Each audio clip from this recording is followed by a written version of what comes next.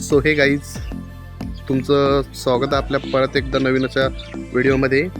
आज मी ब्लॉग वगैरे काही बनवत नाही आहे, पण मी एक व्हिडिओ बनवत आहे.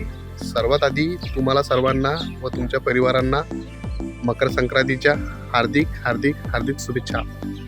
तर व्हिडिओ अशामुळे बनवत आहे की मला 2-3 जणांनी तिळगुळ दिला आहे आणि आज मकर संक्रांत असल्यामुळे मला 2-3 जणांनी तिळगुळ दिला आहे आणि असं म्हटलं आहे की हा तिळगुळ घ्या आणि गोड गोड बोलत राहा.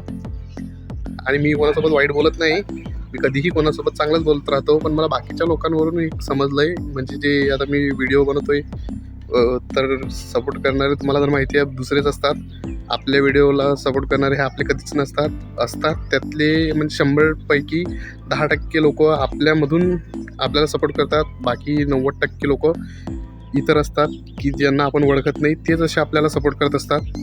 सो तीळ संक्रांतचा विषय असा की मला हे नाही समजत की लोक रोज चायनीज वगैरे खायला जातात नाही का. तर लोक रोज चायनीज खाऊनसुद्धा चायनीज बोलू शकत नाही. तर मला हे नाही समजत की वर्षातून एकदा तिळगुळ खाऊन लोक गोड गोड कसे बोलतील. हे रिअल फॅक्ट आहे. तर मला तर असं वाटते की कोणीच असं नाही आहे की ते तिळगुळ खाऊन गोड गोड बोलतील.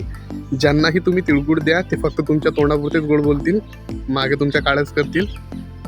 तर सांगायचं तात्पर्य एवढंच की काही फायदा नाही कोणासोबत. ती किती आपण चांगलं राहा, ते आपल्या म्हणजे समोरची व्यक्ती फक्त आपल्या तोंडापुरतेच चांगले राहतात, मागं आपल्या पिना करत असतात. सो सांगायचं तात्पर्य एवढंच की स्वतःवर डिपेंड राहा आणि स्वतः मेहनत करत राहा. जोपर्यंत तुम्ही सक्सेस होत नाही तोपर्यंत तुम्हाला कोणीच सपोर्ट करणार नाही. कारण मी अनुभवलं आहे, सपोर्ट तेव्हाच करतात लोक जेव्हा माणूस सक्सेस होत नाही. सो त्यासाठी तुम्ही मेहनत करत राहा आणि असेच पुढे जात राहा.